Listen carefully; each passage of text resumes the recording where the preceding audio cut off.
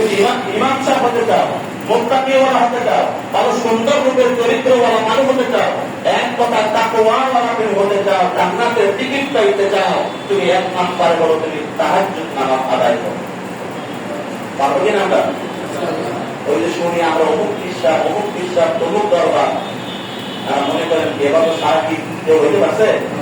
তাহাজ্জুদ ছাড়া কেউ আল্লাহর ওলি হতে পারে না, কোথাও নেই।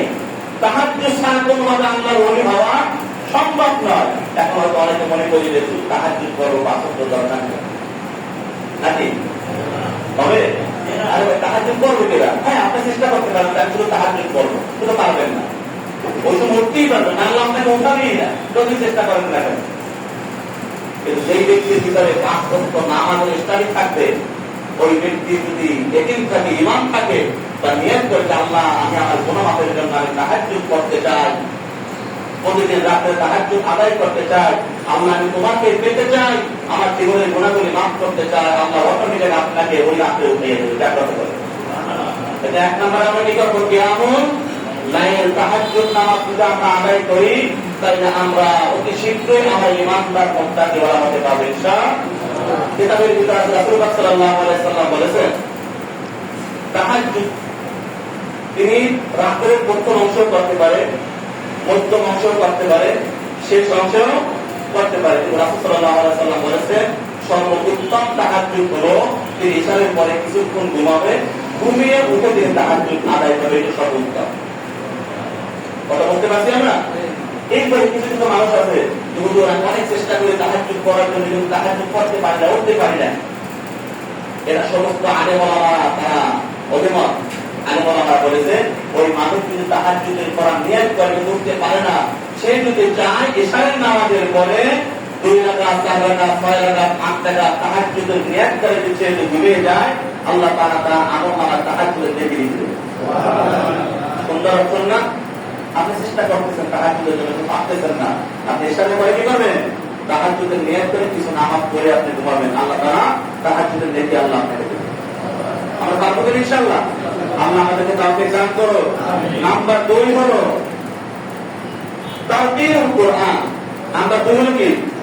তারতিলুল কোরআন। তোমরা তারতিল সহকারে কোরআন তেলাওয়াত করবে। সুবহানাল্লাহ। কিভাবে? তারতিল সহকারে আমরা কোরআন তেলাওয়াত করি, বুঝছো? কোনো মাখরাজ নাই, কোনো এখানে বড় বিজ্ঞান মিথ্যা কিছু নাই, কোনো দাম নাই, গণনা নাই, কিছু নাই, স্পষ্ট নাই, শুধু পড়তেই আছি। রমজান আইলে 20 কদম 25 কদম দিয়ে বাড়ায়, কিন্তু কোরআন শরীফ পড়তে পারে। আর এরকম করে লাভ নাই কোনো। তুমি তারতিল সহকারে তুমি সূরা ফাতিহা দেখে 100 বার পাঠ করো, তুমি সুন্দরভাবে সূরা ইখলাসটা তুমি দৈনিক 500 বার পাঠ করো, এইটা আল্লাহ তাআলা খুশি। কিন্তু অসত্যভাবে যদি আমি কোরআন তেলাওয়াত করি, কোরআন অটোমেটিক উল্টা হয়ে আমার উপরে লানত দেয়, আযাব দেয়, গজব দেয়। আলহামদুলিল্লাহ, এগুলো করা যাবে? এই জন্য তারতিলুল কোরআন মানে তারতিল সহকারে স্পষ্টভাবে সুন্দরভাবে মাসেরা সহকারে কোরআন তেলাওয়াত করতে হবে। যদি কোরআন তেলাওয়াত সুন্দরভাবে আদায় করা যায়, রাসূলুল্লাহ সাল্লাল্লাহু আলাইহি সাল্লাম বলেছেন সেই কোরআন তার কবরে শাফায়াত করে। 2টি আমল সবচেয়ে দামি। 1 নাম্বার হলো কোরআন তেলাওয়াত, আরেকটা হলো রমজানের রোজা। কয়টি আমল? 2টি আমল। 1 নাম্বার কি? কোরআন তেলাওয়াত, 2 নাম্বার হলো রমজানের রোজা। এই 2টি আমল সবচেয়ে দামি। এই 2টি আমল ওই মাইয়িতকে কবরেও শাফায়াত করবে, সাহায্য করবে, এবং তাকে হাসর মিজান পৌঁছাতে 2টি আমল তাকে শাফায়াত করে জান্নাতে নিয়ে যাবে। আমরা ছাড়বো না, করবো? রমজানের রোজা কত দামি, চলে গেছে। কি আমল করতে পারছি সেটা সৌভাগ্য, যে করতে পারি না আল্লাহ ভালো লাগে, তার উপরে আল্লাহ সন্তুষ্ট। আর কি? কোরআন তেলাওয়াত। আমরা যারা কোরআন তেলাওয়াত করতে পারি না, আমরা শেখার চেষ্টা করবো, আর যারা পারি সুন্দরভাবে শেখার কোরআন আদায়ের চেষ্টা করবো ইনশাআল্লাহ। আল্লাহ আমাদের তাওফিক দান করুন। নাম্বার 3 হলো ওয়াজকুর ইসমা রাব্বিক। ওয়াজকুর ইসমা রাব্বিক। আল্লাহ রাসূল সাল্লাল্লাহু আলাইহি সাল্লাম বলেছেন যে আল্লাহ তাআলার জিকির করা। কি করা? ওয়াজকুর ইসমা রাব্বিক। যে ব্যক্তি অন্তরে সবসময় আল্লাহর জিকির রাখে, ইমানদার ওয়ালা মুত্তাকি ওয়ালা তাকওয়া ওয়ালা, ওরা অন্তরে বুকে সবসময় কি থাকবে? সবসময় আল্লাহর জিকির থাকবে। তুমি যদি তাকওয়া ওয়ালা হতে চাও, আল্লাহ ওয়ালা হতে চাও, তোমার অন্তরের যে গুনাহগুলি, তোমার অন্তরে যে গুণাগুলি একদম কালো পাথর হয়ে গেছে, কোনোভাবে উঠানো সম্ভব নয়। কিতাবে আসছে ওই ব্যক্তি তুমি বেশি বেশি করে জিকির করো, বেশি বেশি করে জিকির করো, গোপনে গোপনে জিকির করো, আল্লাহর সাথে কাঁদো, তোমার অন্তরের সমস্ত গুণাগুলি আল্লাহ তত্ত্ব করে পরিষ্কার করে। জিকির ছাড়া অন্তরের ময়লা যায় না, পরিষ্কার হয় না। এই জন্য আমরা বেশি বেশি করে জিকির করবো, সুন্দর পাবো, লাফিয়ে লাফিয়ে নাকি কিভাবে পাবো, আদর্শ মতন সুন্দর ভাবে, গোপনে প্রকাশ্য স্পষ্ট ভাবে এমন ভাবে জিকির করবো। জিকির করতে করতে করতে করতে আপনার জিব্বাটা নদী বানাতে হবে। কি বানাতে হবে? যে মানুষটা দেখবেন যে সবসময় জিকির করে, এশারের রাত্রে এশারের নামাজের পর বাসায় গিয়ে উঁচু করে, উঁচুর সাথে ঘুমায় এবং জবানে জিব্বাটাকে জিকির করতে করতে ঘুমায়, তার আমল নামায় সারা রাত ফেরেশতারা জিকিরে নেকি লেখতে থাকে। ওই ইমানদাররা জিকির চালু করতে দেরি, চালু করতে করতে ঘুমিয়ে যায়, তার হয়তো 5-6 ঘন্টা তার কোনো খবর থাকে না, তিনি তার চোখ ঘুমায়। কিতাবে আসছে রাসূল সাল্লাল্লাহু আলাইহি ওয়াসাল্লাম বলেছেন, ওই জিকির আমার চোখ ঘুমায়, তার অন্তর আর চিন্তা কখনো ঘুমায় না। তার চিন্তা চলতে থাকে, ফেরেশতা নেককার ফেরেশতা নেকি লিখতে থাকে, আমল নামায় শুধু নেকি আর নেকি লিখতেই থাকে। জিকির করতে পারবো কিনা? অন্তর পরিষ্কার করতে হলে কি লাগবে? জিকির লাগবে। আমাদের জবানে হাঁটতে বইতে চলতে ফিরতে গাড়িতে সবসময় আমরা জবানে জিকির রাখতে পারি, আমরা অতি শীঘ্রই আমরা আল্লাহ বানাতে পারবো। আল্লাহ আমাদের কবুল করুন। নাম্বার 4 হলো তাওয়াক্কুল। তাওয়াক্কুল কি? তাওয়াক্কুল হলো অন্তরে আল্লাহর সাথে সম্পর্কিত করা, বন্ধুত্ব করা। তাওয়াক্কুল মানে কি? আল্লাহর সাথে বন্ধুত্ব করা। আপনি এখন জোহরের নামাজ পড়ে যাইতেছেন, আপনার অন্তরের ভিতরে দেওয়া থাকবে আসরের আযান কখন হয়ে যায়। মুয়াজ্জিন সাহেব আযান দেবে, এই আযান কি মুয়াজ্জিনের না আল্লাহটা? কারটা? হাইয়া আলাস সালাহ, হাইয়া আলাল ফালাহ বলে কি মুয়াজ্জিন সাহেব ইমাম সাহেব ডাকে না আল্লাহ ডাকতেছে? আল্লাহ ডাকতেছে, তুমি কল্যাণের দিকে আসো, নামাজের দিকে আসো। এখানে আপনি তো যান না, এখানে আপনি তোমার জীবনের গুণাগুলি না দেখেন কে? এর জন্য আমরা আসরের সময় আমরা অন্তর্টাই মসজিদের দিকে লাগাই রাখতে হবে, নামাজের দিকে, যে কখন তখন আযান হয় আমার নামাজ পড়তে হবে। আসরের পর খেয়াল কখন যখন মাগরিবের আযান হয় মাগরিবের নামাজ পড়তে হবে। এই যে আল্লাহর দিকে মনটাকে ঝুঁকিয়ে রাখা, এটাকে বলে তাওয়াক্কুল। এই যে কিন্তু আল্লাহর দিকে মনটাকে ঝুঁকিয়ে রাখা যায়, সেই মানুষ কি গুনাহ করতে পারে? গুনাহ করতে পারে? তিনি গুনাহ করতে পারবে না, তিনি অতি শীঘ্রই আল্লাহর ওলি হয়ে যাবে। সুবহানাল্লাহ। নাম্বার 6 হলো সবর করা। সবর শব্দের অর্থ কি? ধৈর্য। ধৈর্য করা। এটা কিন্তু বড় একটি আমল। কিতাবের ভিতরে আছে রাসূল পাক সাল্লাল্লাহু আলাইহি সাল্লামকে যখন কাফের মুশরিক বেঈমানেরা যখন অত্যাচার করেছেন, তার শরীর থেকে রক্ত বের করেছেন, তার নাক ফাটিয়ে দিয়েছেন, তার মাথা মণ্ডলকে কাটিয়ে দিয়েছেন, সারা মাথা রক্তকে বেঁধে বেঁধে বেঁধে বেঁধে পায়ে ধরে থেকে বেয়ে বেয়ে পড়ছেন। এত অত্যাচার তাকে করছেন, তাকে রাসূল পাক সাল্লাল্লাহু আলাইহি সাল্লাম এত নির্যাতিত করছেন, তিনি কখনো বদদোয়া করেন না।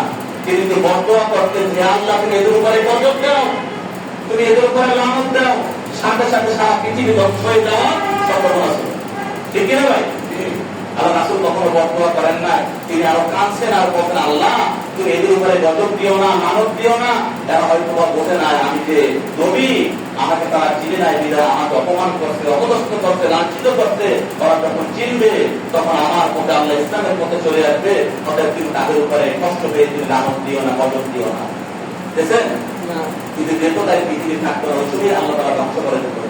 রাসূল সাল্লাল্লাহু আলাইহি সাল্লাম তিনি তাদের উপরে আর কি করছেন?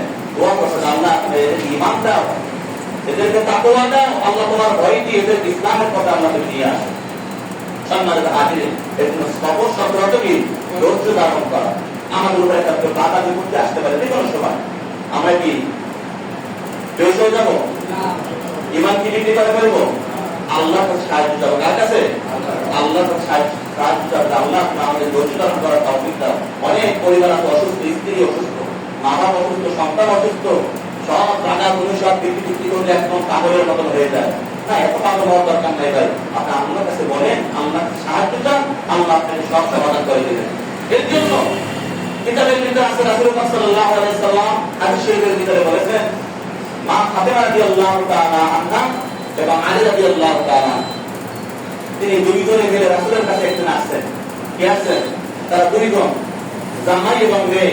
ফাতেমা আসছেন এর জন্য যে তিনি কাজকর্ম করতে করতে তার হাতে ফোসকা পড়ে গেছে, তার জব কাটতে হয়, আটা ময়দা কাটতে হয়, হ্যাঁ, এবং অনেক গভীর কূপ থেকে পানি উঠাতে হয় রশির টেনে, এই টানতে টানতে পরিশ্রম তার হাতে ফোসকা পড়ে গেছে, অনেক পরিশ্রম হয়, কষ্ট হয়। তিনি রাসূল সাল্লাল্লাহু আলাইহি সাল্লামের দরবারে গেছেন একজন দাসী আনার জন্য, তার কাছে অনেক আমানত থাকে, এর জন্য গিয়েছিলেন। কিন্তু ওখানে যাওয়ার পর দুইজনে রাসূল সাল্লাল্লাহু আলাইহি সাল্লামের সামনে গিয়ে ওই কথা বলতে সাহস পান না, তারা ফিরে আসে, বাসায় চলে আসছে। আবার তৃতীয় দিন আবার গেছেন, যাওয়ার পর ওই দিনও ফাতেমা রাদিয়াল্লাহু আনহা রাসূল সাল্লাল্লাহু আলাইহি সাল্লামের সামনে ওই কথা বলতে সাহস পান না, না পাওয়ার কারণে তার স্বামী হযরত আলী রাদিয়াল্লাহু তাআলা আনহু তিনি হুজুর সাল্লাল্লাহু আলাইহি সাল্লামের কাছে তিনি বলতে লাগলেন, ইয়া রাসূলুল্লাহ, ইয়া হাবিবাল্লাহ, আমার তো শ্বশুর নাকি, বলতে লাগলো যে আপনার মেয়ে এরকম অনেক কষ্ট হয়, পানি উঠাতে হয়, এইভাবে কাজ করতে হয়, করতে করতে তার হাতে কষ্ট পড়ে গেছে, এখন আর পারে না, আপনার কাছে একটু দাস নেওয়ার জন্য আসছে।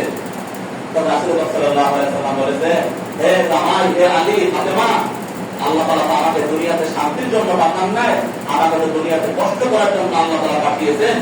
অতএব তোমাদের এই যে কাজ সহজ করার জন্য আমি তোমাদেরকে একটা আমল দিয়ে দিই। আমল হলো 5 ওয়াক্ত নামাজের পরে 33 বার সুবহানাল্লাহ, 33 বার আলহামদুলিল্লাহ, 34 বার আল্লাহু আকবার, এই 100 বার এই আমল যদি তোমরা করতে পারো, তোমাদের সমস্ত কাজ কর্ম আল্লাহ সহজ করে দিবেন। সুবহানাল্লাহ। এই আমল আমরা করতে পারবো না? এই রাসূল সাল্লাল্লাহু আলাইহি সাল্লামের কথা বলার পরে ফাতেমা এবং আলী দুইজনের বাড়িতে চলে আসছে আমল নিয়ে। কি নিয়ে এসেছে? বাবার কাছে গিয়া আমল নিয়ে চলে আসছে। সেই আমল যেদিন থেকে তারা করা শুরু করেছে, ওই দিন থেকে তাদের সমস্ত কাজ কর্ম সব আল্লাহ তাআলা কি করছেন? সহজ করে দিয়েছেন। এই আমল কি এখন আছে না চলে গেছে? আছে। আছে না ভাই? এই আমল কত টাকা পয়সা লাগে? অনেক পরিশ্রম হয় নাকি? সুবহানাল্লাহ, আলহামদুলিল্লাহ, আল্লাহু আকবার। এই জিকির আমরা সব সময় করব। আল্লাহ তাআলার সমস্ত বাধা বিপদ থেকে আল্লাহ আমাদেরকে হেফাজত করবেন। আল্লাহ রাব্বুল আলামিন যে আমলগুলি করা হয়েছে, প্রত্যেকটা আমল সাইটি আমল করে আমরা যেন ৭৭টি আমলের শাখা আমরা যেন করতে পারি, আমাদের ঈমানদার ওয়ালা তাকওয়া ওয়ালা হতে পারি, সেটা আল্লাহ তাআলা আমাদেরকে দান করুন। আলহামদুলিল্লাহি রাব্বিল আলামিন। সুবহানাল্লাহি ওয়া বিহামদিহি, আশহাদু আল্লা ইলাহা ইল্লা আনতা, আস্তাগফিরুকা ওয়া আতুবু ইলাইক।